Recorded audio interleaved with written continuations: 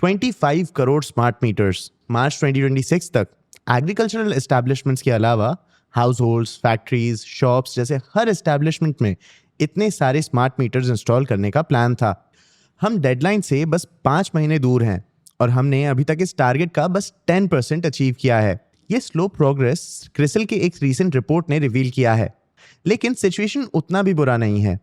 Smart meters के installation की speed ज़्यादा नहीं है, लेकिन फाइनेंशियल 25 में फिर भी इन इंस्टॉलेशंस में ग्रोथ आया है। क्रिसिल के रिपोर्ट के हिसाब से स्मार्ट मीटर मैन्युफैक्चरर्स के रेवेन्यू इस साल लगभग 20% बढ़ सकते हैं। लेकिन भला हम स्मार्ट मीटर्स के बारे में क्यों बात कर रहे हैं? क्योंकि भले ही ज़्यादातर लोग इसके बारे में सोचते नहीं हैं, ये हमारे एनर्जी सेक्टर का एक ज़रूरी हिस्सा है। इतना ज़रूरी कि पुराने मीटर्स को इन स्मार्ट मीटर से रिप्लेस करने में गवर्नमेंट काफ़ी रिसोर्सेज भी लगा रही है। आज के इस वीडियो में हम इन स्मार्ट मीटर्स को डिस्कस करेंगे। सबसे पहले हम एग्जिस्टिंग एनालॉग मीटर से जुड़े प्रॉब्लम्स देखेंगे, फिर हम इनके रिप्लेसमेंट्स यानी स्मार्ट मीटर्स के बारे में समझेंगे। एंड में हम स्मार्ट मीटर से रिलेटेड कुछ चैलेंजेस भी समझेंगे। मैं हूं आपका होस्ट देव, आप देख रहे हैं मार्केट्स बाय ज़ीरोधा हिंदी। चलिए शुरू करते हैं। सबसे पहले हम एनालॉग मीटर्स के बारे में समझते हैं। ये वो मीटर्स हैं जो हमारे घरों में कॉमनली यूज होते हैं।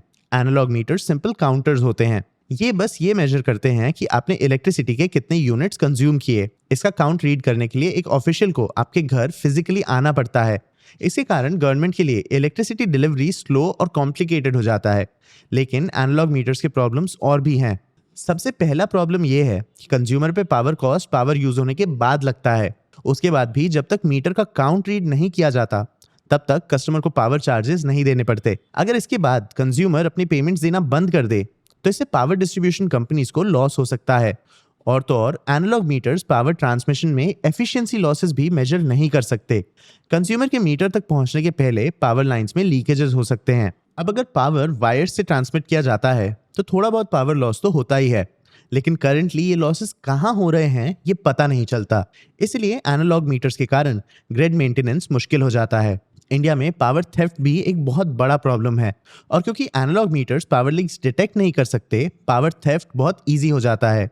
कोई भी इन मीटर्स को बाईपास कर सकता है और बिना डिटेक्ट हुए इलीगल कनेक्शन का यूज कर सकता है। एनालॉग मीटर्स का एक और प्रॉब्लम ये है कि ये तभी काम करते हैं जब इलेक्ट्रिसिटी एक फिक्स्ड प्राइस पे मिलता है। ये डिमांड और सप्लाई के हिसाब से इलेक्ट्रिसिटी का प्राइस सेट नहीं कर सकते। आइडियल सिचुएशन में पावर सप्लायर चाहेगा कि पावर का प्राइस इस बात पे सेट हो कि कितने पावर की जरूरत है और सप्लायर को खुद को कितना पावर मिल सकता है। जैसे दिन के समय सोलर पावर का एक्सेस सप्लाई होता है, जिससे प्राइसेस कम हो सकते हैं। वहीं शाम को जब इलेक्ट्रिसिटी डिमांड पीक होती है, तब सप्लाई भी कम हो जाता है। अगर इलेक्ट्रिसिटी सप्लाई के चेंजेस इसके प्राइसेस में रिफ्लेक्ट होते हैं, तो लोगों को चीप पावर यूज करने के लिए मोटिवेट किया जा सकता है। लेकिन फिलहाल इलेक्ट्रिसिटी के हर यूनिट का प्राइस सेट है।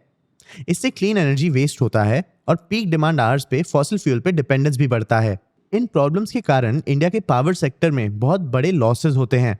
2023-24 में सेक्टर के AT&C या aggregate technical and commercial losses 16% थे। मतलब अगर 100 रुपए की इलेक्ट्रिसिटी ट्रांसमिट होती है तो उसमें से 16 रुपए की इलेक्ट्रिसिटी गायब हो जाती है। कुछ स्टेट्स में तो इस लॉस का नंबर 30% से भी ज्यादा है, मतलब करोड़ों रुपए का रेवेन्यू लॉस। इसीलिए इंडिया को स्मार्ट मीटर्स की जरूरत होती है। ये सेल्यूलर एनेबल्ड IoT डिवाइसेस होते हैं जो आपके इलेक्ट्रिसिटी कंजम्पशन को मेजर करते हैं और हर 15 मिनट से 1 घंटे में इसका डेटा यूटिलिटी कंपनी को पहुंचा देते हैं। स्मार्ट मीटर्स के इन कॉम्प्लेक्स प्रोसेसेस के कारण नेचुरली ये एनालॉग मीटर से ज्यादा महंगे होते हैं। सिर्फ एक स्मार्ट मीटर का कॉस्ट 6,700 रुपीज तक जा सकता है। इन मीटर्स को इंस्टॉल करना भी आसान नहीं है। लाखों घरों में इन्हें इंस्टॉल करने के लिए टीम्स को डोर टू डोर विजिट्स करने पड़ते हैं, और तो और इन्हें सेटअप करने के लिए बस पुराने मीटर्स हटा के इन्हें लगाना नहीं होता। हर मीटर को एक सिम कार्ड या रेडियो मॉड्यूल की जरूरत होती है। मतलब एक एक सिम कार्ड या रेडियो मॉड्यूल को बिलिंग सिस्टम, आउटेज मैनेजमेंट और डेटा एनालिटिक्स प्लेटफॉर्म्स में इंटीग्रेट भी करना होता है। इन कॉम्प्लेक्स मीटर्स को ज्यादा मेंटेनेंस की भी जरूरत होती है। इसीलिए इन मीटर्स का इंस्टॉलेशन एक कैपिटल इंटेंसिव प्रोसेस बन जाता है। लेकिन इसके बेनिफिट से इंडिया के पावर सेक्टर में बड़े चेंजेस आ सकते हैं। स्मार्ट मीटर से ऑटोमेटेड बिलिंग हो सकता है, जिससे ह्यूमन एरर्स या मिस रीडिंग अवॉइड किया जा सकता है। टैम्पर अलार्म्स इन्हें चोरी होने से भी बचा सकते हैं। इनके थ्रू इलेक्ट्रिसिटी को डायनामिकली प्राइस भी किया जा सकता है, मतलब डिमांड और सप्लाई के बेसिस पे। इनसे इलेक्ट्रिसिटी के लिए भी मोबाइल डेटा के जैसे प्रीपेड पेमेंट्स किए जा सकते हैं। मतलब कंज्यूमर्स पावर यूज करने के पहले ही इसका पेमेंट कर सकते हैं और स्मार्ट मीटर्स एक्चुअल यूजेज को मॉनिटर करेंगे। डिस्कॉम्स या डिस्ट्रीब्यूशन कंपनीज भी इन मीटर्स के थ्रू ये मॉनिटर कर सकते हैं कि पावर एग्जैक्टली जाता कहाँ है। इससे इनके बिल पेमेंट्स भी जल्दी हो जाते हैं, इनके रेवेन्यूज इंक्रीज होते हैं और कॉस्ट भी ऑप्टिमाइज होते हैं। कंज्यूमर्स को स्मार्ट मीटर से ट्रांसपेरेंट बिलिंग और लो यूजेज पीरियड के लिए ऑप्टिमाइजेशन का बेनिफिट भी मिलता है और ये टेक एक्चुअली काम भी करता है। जैसे जापान में हर हाउस होल्ड में स्मार्ट मीटर्स ही इंस्टॉल्ड हैं और यूएस में स्मार्ट मीटर्स का रेशियो लगभग 73% है। लेकिन इंडिया में इनका यूजेज बहुत कम है। अप्रैल 2025 तक सिर्फ 5 to 6% इंडियन हाउस होल्ड्स में स्मार्ट मीटर्स हैं। लेकिन अगर स्मार्ट मीटर्स के इतने बेनिफिट्स हैं तो फिर इनका पेनिट्रेशन इतना कम क्यों है? क्योंकि इनके इंस्टॉलेशन और यूजेज में कुछ मेजर चैलेंजेस हैं। इंडिया ने पहले भी लार्ज स्केल पे स्मार्ट मीटर्स इंस्टॉल करने की कोशिश की थी, लेकिन इसके लिए स्टेट ओन डिस्कॉम्स पे डिपेंड किया गया था। ये एक गलती थी। ज्यादातर स्टेट डिस्कॉम्स ऑलरेडी लॉसेस पे ऑपरेट करते हैं और इन्हें गवर्नमेंट से बार बार फंडिंग के लिए सपोर्ट की जरूरत पड़ती है। स्मार्ट मीटर्स के लिए जरूरी केपेक्स के लिए इन्हें और डेट लेना पड़ जाता। इस फाइनेंशियल डिस्ट्रेस के कारण इनके वेंडर्स को पेमेंट्स में भी कई मंथ्स का डिले होता है। इसीलिए स्मार्ट मीटर्स के प्राइवेट वेंडर्स स्टेट डिस्कॉम्स को क्रेडिट पे ये मीटर्स बेचने को तैयार नहीं हैं, जिसके कारण स्टेट डिस्कॉम्स को इनका पेमेंट अपफ्रंट बेसिस पे करना पड़ता है। डिस्कॉम्स को स्मार्ट मीटर्स इंस्टॉल करने में टेक्निकल डिफिकल्टीज भी फेस करने पड़ते हैं। इनके आउटडेटेड आईटी सिस्टम्स में स्मार्ट मीटर्स को इंटीग्रेट करना मुश्किल होता है। प्राइवेट प्लेयर्स के लिए भी अपने इक्विपमेंट्स का अप्रूवल मिलना आसान नहीं है। हर मॉडल को BIS या ब्यूरो ऑफ इंडियन स्टैंडर्ड से स्पेसिफिक सर्टिफिकेशन की जरूरत होती है। लेकिन इंडिया में इन स्मार्ट मीटर्स के लिए ना ही क्लियर स्टैंडर्ड्स हैं और इन्हें जल्दी अप्रूव करने के लिए इंडिया में सफिशिएंट टेस्टिंग लैब्स भी नहीं हैं, जिसके कारण सीरियस डिलेज हो जाते हैं। 2021 तक इतना क्लियर हो गया था कि डिस्कॉम्स पे रिलाई करना सही नहीं था। इंडिया में स्मार्ट मीटर्स का पेनिट्रेशन 1% से भी कम था। एक नए अप्रोच की जरूरत थी।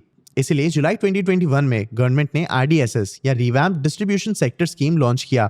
इस स्कीम का बजट 3 लाख करोड़ रुपीस था, जिसका हाफ स्मार्ट मीटर्स को जाता। और इसी स्कीम का गोल है मार्च 2026 तक 25 करोड़ स्मार्ट मीटर्स इंस्टॉल करने का। इस गोल को अचीव करने के लिए गवर्नमेंट ने नए स्ट्रैटेजीज भी बनाए हैं। PPP या पब्लिक प्राइवेट पार्टनरशिप और टोटेक्स या टोटल एक्सपेंडिचर जैसे नए फ्रेमवर्क्स भी बनाए गए हैं। अब स्टेट डिस्कॉम्स को अपफ्रंट कॉस्ट बियर करके स्मार्ट मीटर्स अक्वायर नहीं करने पड़ते और इनके ऑपरेशंस अलग से मैनेज भी नहीं करने पड़ते। ये पूरी रिस्पॉन्सिबिलिटी AMISP या advance metering infrastructure service providers को 8 to 10 ईयर्स के लिए दी जाती है। कंपिटिटिव बिडिंग के थ्रू AMISPs को डिस्कॉम एरियाज के लिए कंसेशंस दिए जाते हैं। इन एरियाज में फिर AMISPs meter procurement financing arrange करती हैं, कंज्यूमर्स के लिए इंस्टॉलेशंस भी हैंडल करती हैं, IT सिस्टम्स और कम्युनिकेशन एस्टैब्लिश करते हैं और पूरे सिस्टम को मेंटेन करके रखते हैं। इन सर्विसेज के लिए डिस्कॉम्स AMISPs को एक पर मीटर पर मंथ या PMPM फीस पे करते हैं।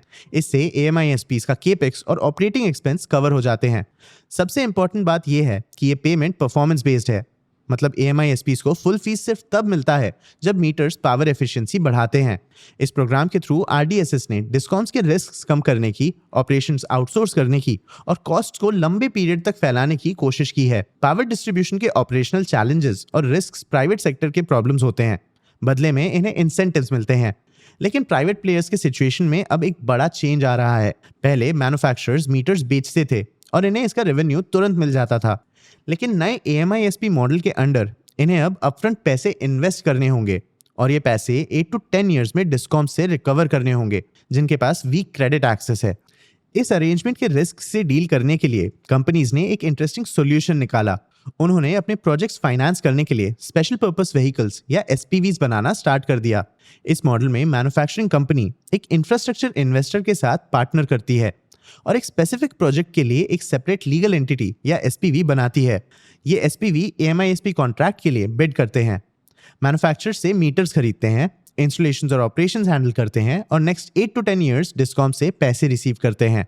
ये रिस्क कंपार्टमेंटलाइज करने का एक तरीका है। अगर कोई प्रोजेक्ट फेल हो जाता है तो लॉसेस SPV तक ही ज्यादातर लिमिटेड रहते हैं। अगर कोई बैंक किसी SPV को लोन देती है तो मैन्युफैक्चरिंग कंपनी की जगह SPV के एसेट्स क्लेम कर सकती है। मैन्युफैक्चरिंग कंपनी पे बस प्रोडक्शन का रिस्क रहता है, इंस्टॉलेशन और सर्विसिंग का नहीं। ये एक परफेक्ट मेथड तो नहीं है, लेकिन इससे मिलने वाले सेफ्टी के कारण ये इंडस्ट्री स्टैंडर्ड बन चुका है। चलिए इसे इंडिया के सबसे बड़े AMISP के एग्जाम्पल के साथ समझते हैं। इंडिया के स्मार्ट मीटर्स के मार्केट लीडर जीनस पावर का सिंगापुर के सोवरेन वेल्थ फंड GIC के साथ एक SPV है। GIC ने AMISP प्रोजेक्ट्स के जॉइंट प्लेटफॉर्म के 74% स्टेक के लिए $2 बिलियन कमिट किए हैं। बाकी का 26% जीनस के पास है।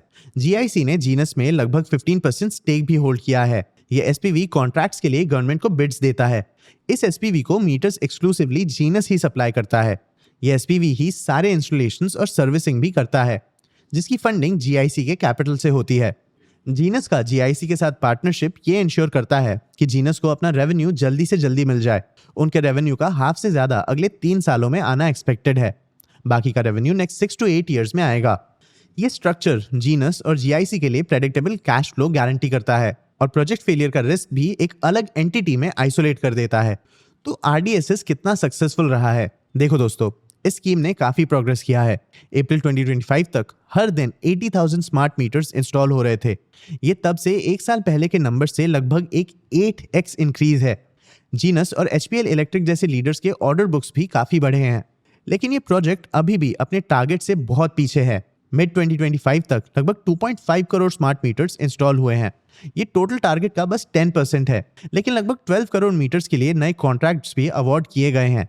मतलब कंपनीज के काफी बड़े ऑर्डर्स अब एग्जीक्यूट होने वाले हैं। लेकिन इन डिलेज का मतलब है कि सिस्टम में अभी भी कुछ प्रॉब्लम्स हैं, जैसे डिस्कॉम्स का पेमेंट रिस्क। आरडीएसएस के अंडर फास्टर पेमेंट्स अचीव करने की कोशिश तो की जा रही है, लेकिन डिस्कॉम्स अभी भी अपने पुराने लंबे पेमेंट साइकिल्स फॉलो करते हैं। इससे एएमआईएसपीज के लिए 90 to 180 डेज का रिसीवेबल पीरियड क्रिएट हो जाता है। क्रिसिल वार्न करता है कि ऐसे लंबे पेमेंट लैग्स प्रोजेक्ट्स के सक्सेस को नेगेटिवली अफेक्ट कर सकते हैं। पुराने मीटर्स रिप्लेस करना और स्मार्ट मीटर्स के लिए नए नेटवर्क्स इंस्टॉल करना भी एक चैलेंज है। कई स्टेट्स ने सेंट्रल गवर्नमेंट के कंपलसरी स्मार्ट मीटर इंस्टॉलेशन को चैलेंज भी किया है। इनफैक्ट स्मार्ट मीटर्स एक पॉलिटिकली सेंसिटिव सब्जेक्ट बन गया है। इंफ्रास्ट्रक्चर भी एक चैलेंज है। जिन एरियाज में नेटवर्क कवरेज वीक हो, उन एरियाज में स्मार्ट मीटर्स काम नहीं कर पाते। डिस्कॉम्स का पुराना आईटी सिस्टम भी इंस्टॉलेशन का एक चैलेंज है। कस्टमर रेजिस्टेंस भी एक चैलेंज है। पोस्टपेड से प्रीपेड इलेक्ट्रिसिटी में शिफ्ट करना कंज्यूमर्स के लिए आसान नहीं है। कंज्यूमर्स को कई बार गलतफहमी होती है कि स्मार्ट मीटर्स ज्यादा पैसे चार्ज करते हैं, कंज्यूमर्स की प्राइवेसी इन्वेड करते हैं या अचानक पावर डिस्कनेक्ट भी कर सकते हैं। कुछ कंज्यूमर्स इस बात पे इंस्टॉलेशंस रोक देते हैं कि उनकी मर्जी के बिना इन्हें इंस्टॉल किया जा रहा है। बेटर कंज्यूमर अवेयरनेस की जरूरत है, जो सिर्फ टाइम के साथ मिलेगा। इन चैलेंजेस के कारण स्मार्ट मीटर्स के इंस्टॉलेशन में सीरियस डिलेज हैं। आपको क्या लगता है, हमारे 25 करोड़ स्मार्ट मीटर्स का टारगेट कब तक फुलफिल होगा? क्या हम अपना टारगेट मीट कर पाएंगे? अपने व्यूज हमें कमेंट सेक्शन में जरूर बताना।